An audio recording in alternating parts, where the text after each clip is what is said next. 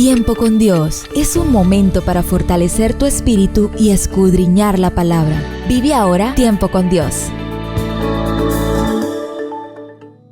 Bueno, vamos a saludar a todas aquellas personas lindas que están en sintonía de Tiempo con Dios a esta hora,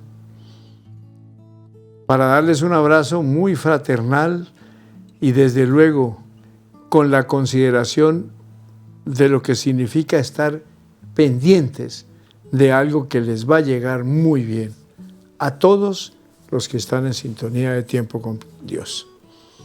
Vamos a la introducción. Efesios capítulo 1, versículo 18 nos dice: alumbrando los ojos de vuestro entendimiento, para que sepáis cuál es la esperanza a que Él os ha llamado, y cuáles las riquezas de la gloria de su herencia en los santos. Viene una pregunta, mejor un pensamiento, grábenlo en su mente y en su corazón. El que vive, óigame bien, solo para esta vida, tendrá toda la eternidad para lamentarlo. Hijos, ¿alguno de ustedes es rico? Si usted hiciera esa afirmación a su cónyuge, ¿cómo le respondería él o ella? ¿Cómo le respondería a usted si su cónyuge se lo dijera? Desde una perspectiva puede que no sea cierto. Si estamos hablando de dinero, muy pocos de nosotros somos verdaderamente ricos. Puede usted haber acumulado un número de posesiones materiales. Sin embargo, como afirma el versículo bíblico, hay una forma en la cual todo creyente es rico. Sí, usted es rico. Pablo habló de sus riquezas 5 veces en los primeros 3 capítulos de Efesios, cuando él describió sus bendiciones en Cristo. Entonces, ¿qué son esas riquezas? Pablo las describe en Efesios 1, versículo 3 al 14.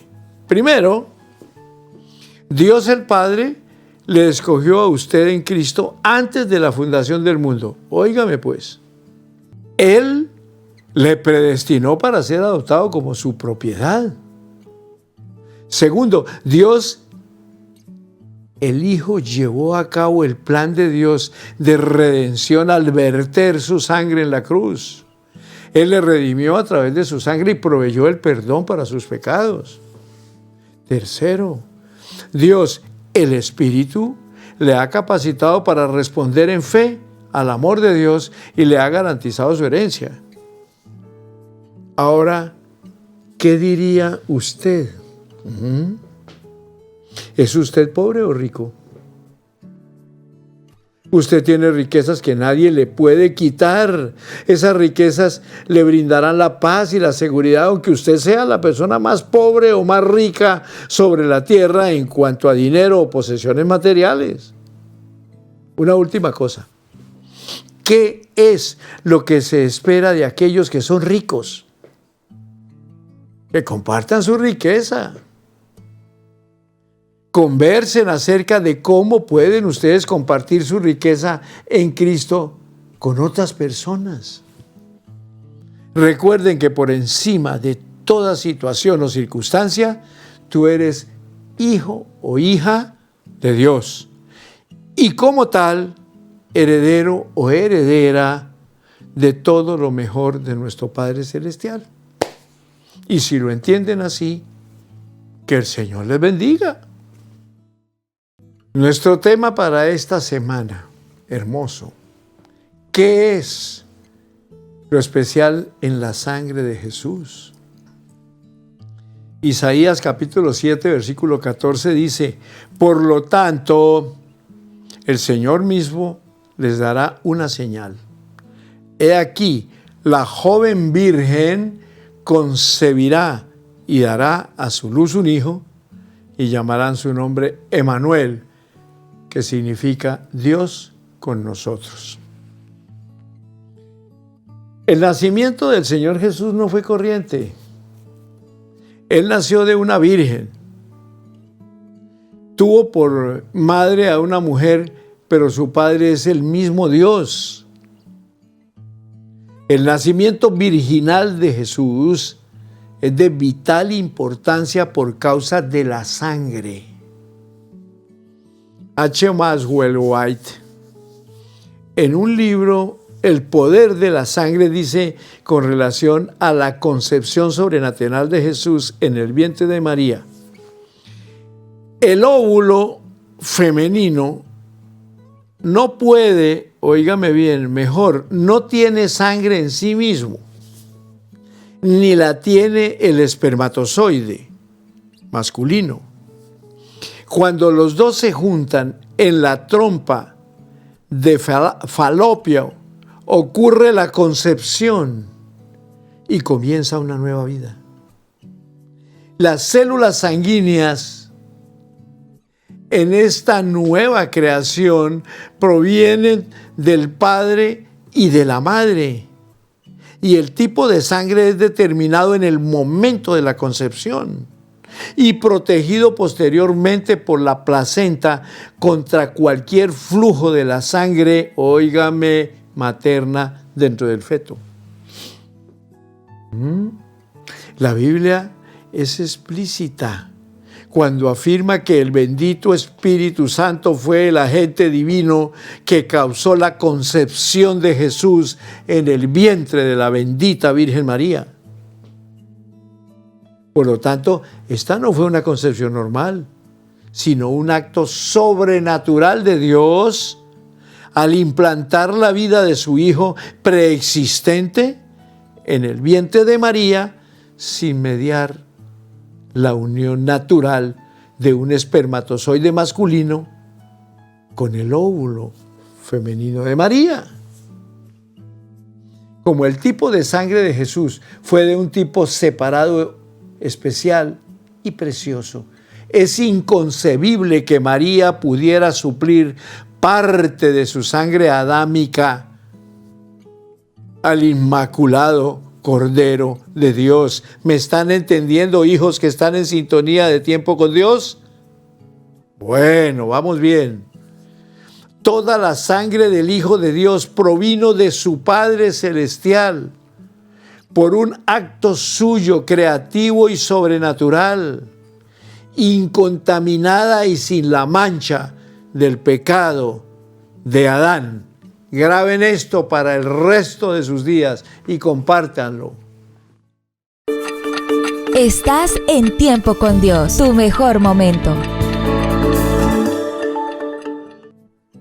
Mire, mis amados, entendamos para aclarar un poquito lo anterior. El Adán fue creado sin pecado. La vida de Dios estaba en él. Pero cuando le permitió al pecado entrar en su vida, este pasó a cada ser humano, a cada descendiente suyo que llevara su sangre. Nadie puede escapar a esta realidad. El salmista David lo expresó bien en el Salmo 51:5.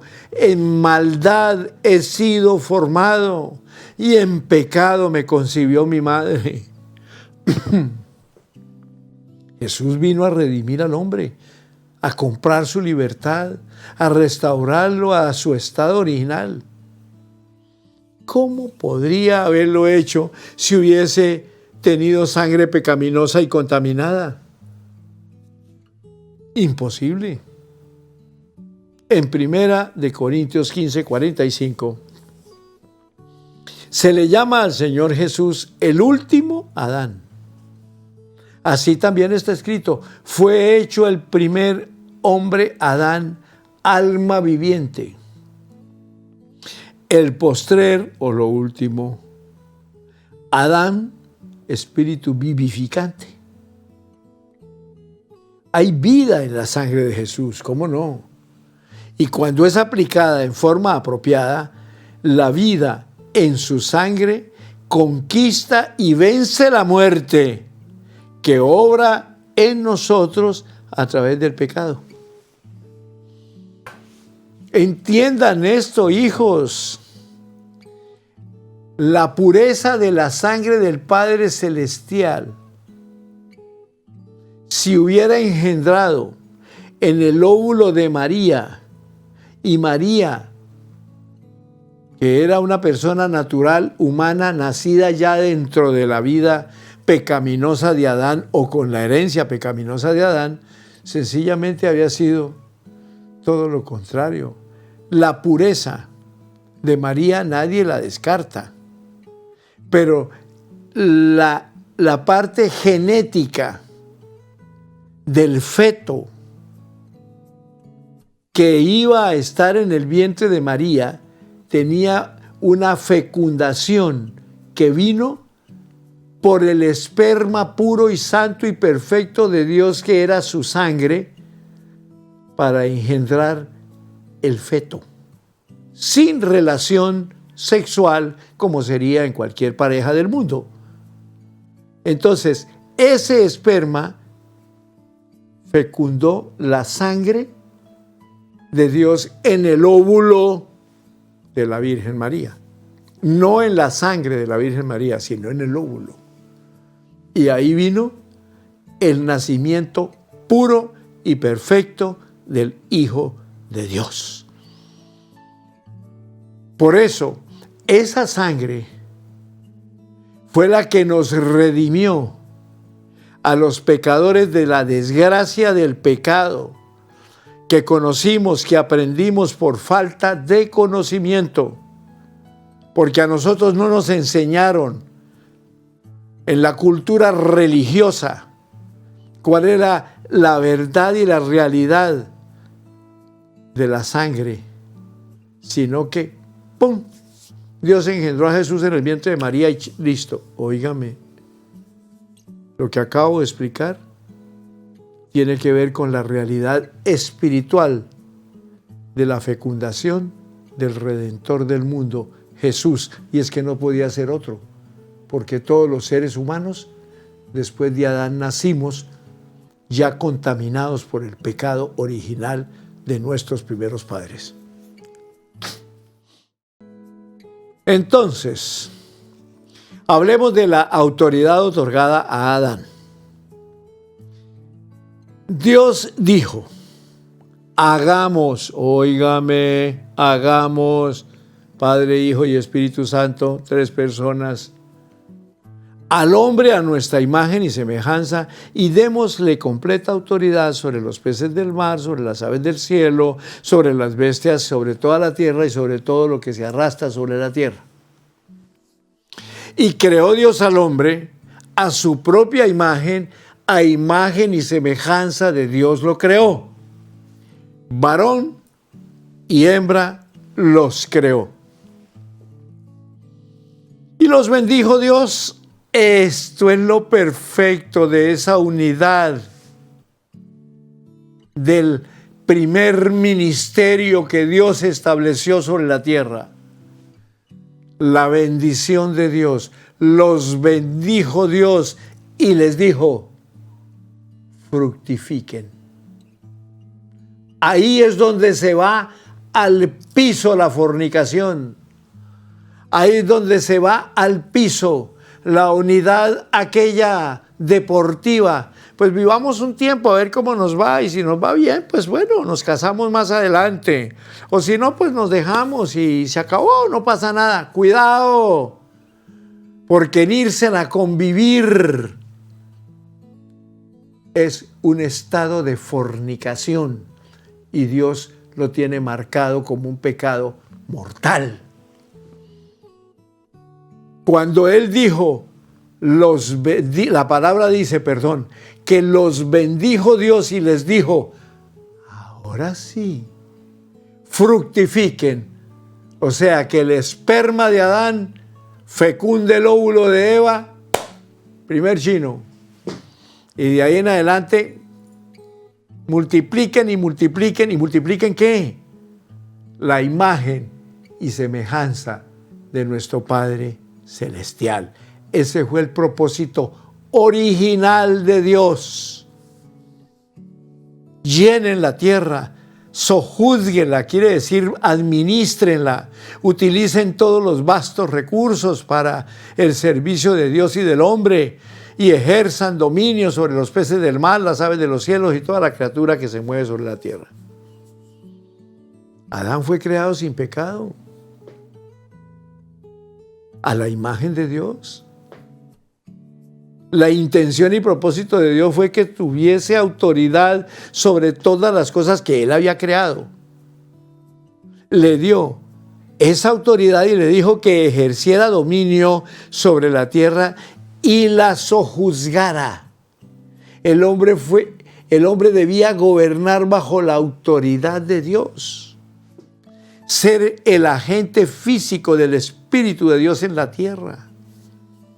Pero Adán fue creado con una voluntad libre, con libre albedrío. Quien quería su obediencia, repito, Dios quería su obediencia y sumisión voluntarias y no forzadas. Por lo tanto, lo creó con la capacidad de escoger y elegir.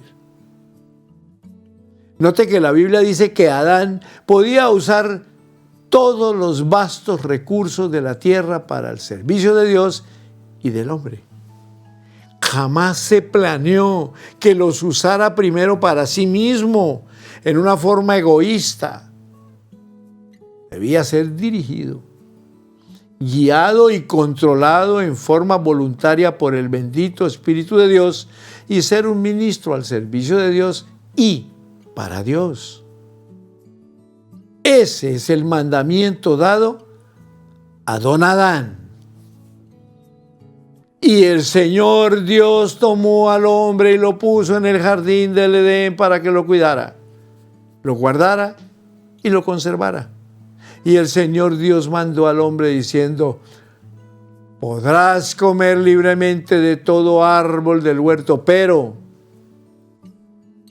del árbol del conocimiento del bien y del mal, de la bendición y la calamidad no comerás, porque el día que él comieres de él, seguramente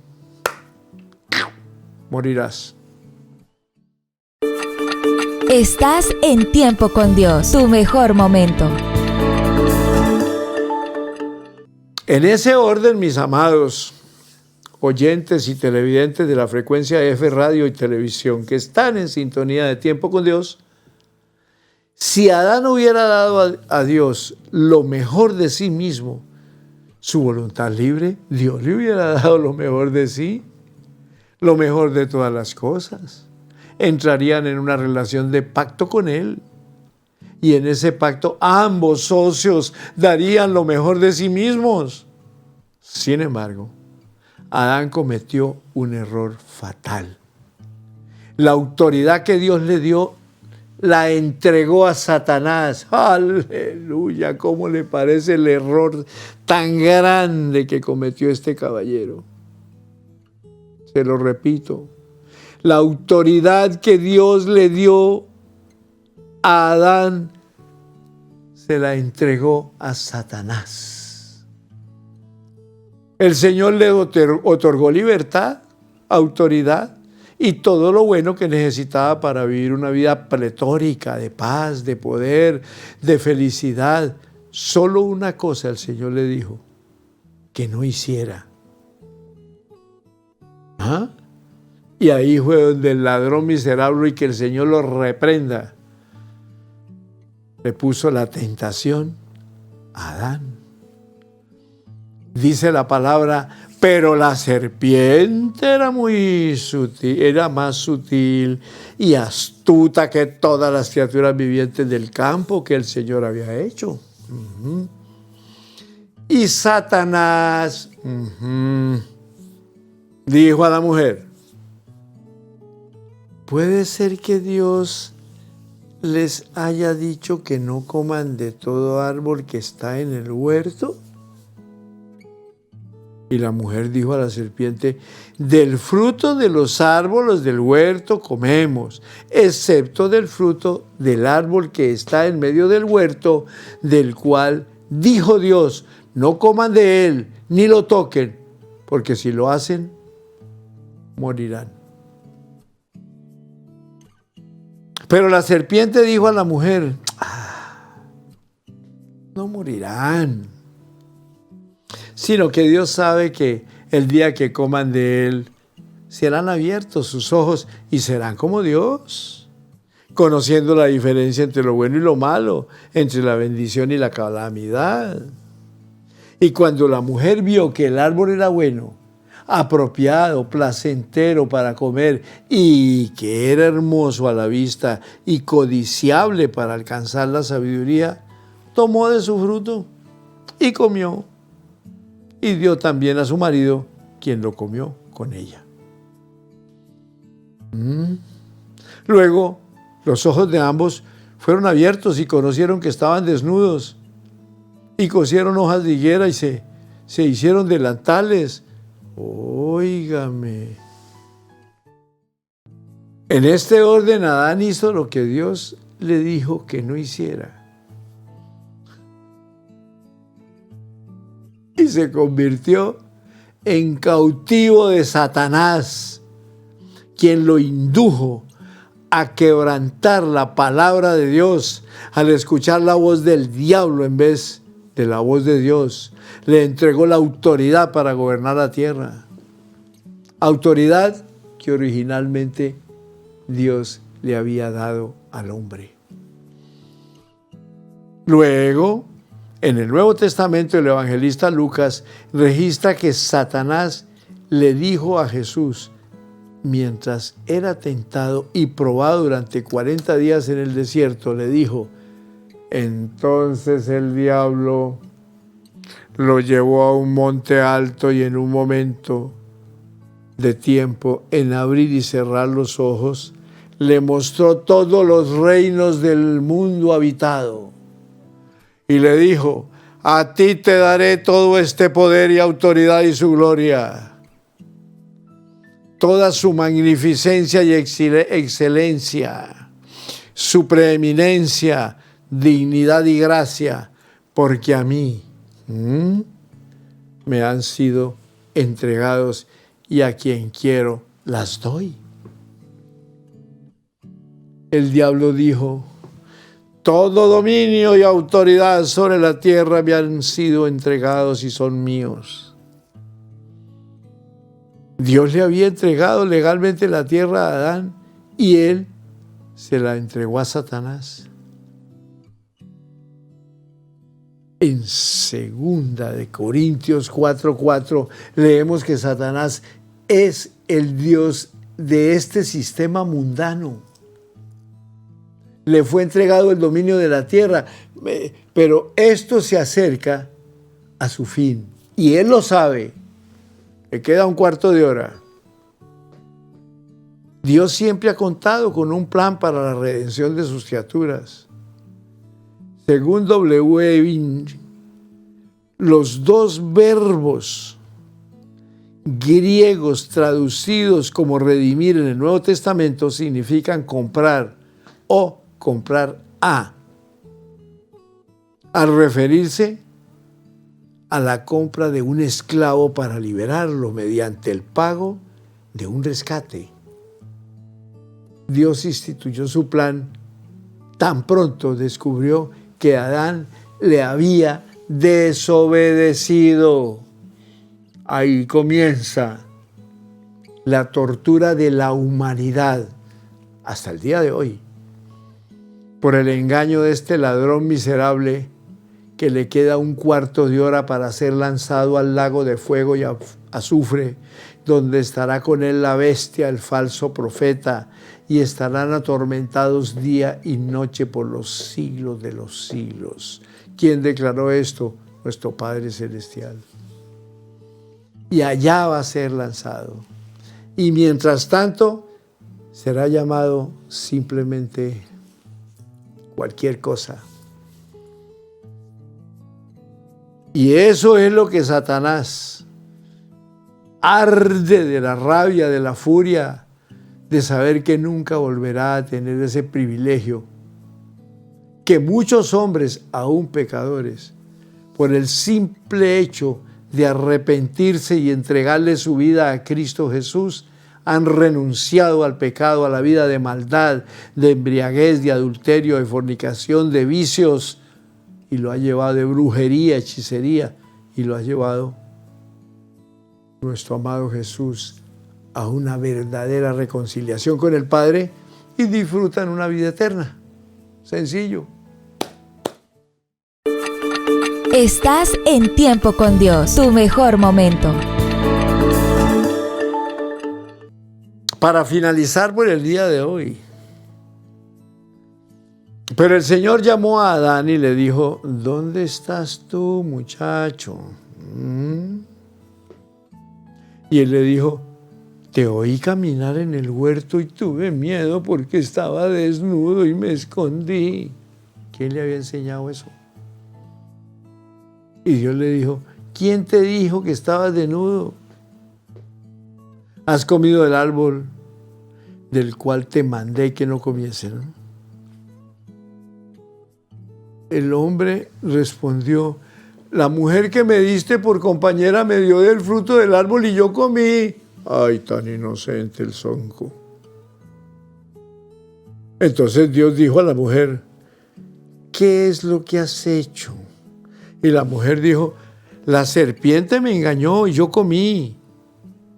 Y el Señor dijo a la serpiente, por cuanto esto hiciste, maldita serás entre todos los animales y entre todas las bestias del campo. Sobre tu vientre te arrastrarás y comerás polvo y su contenido todos los días de tu vida.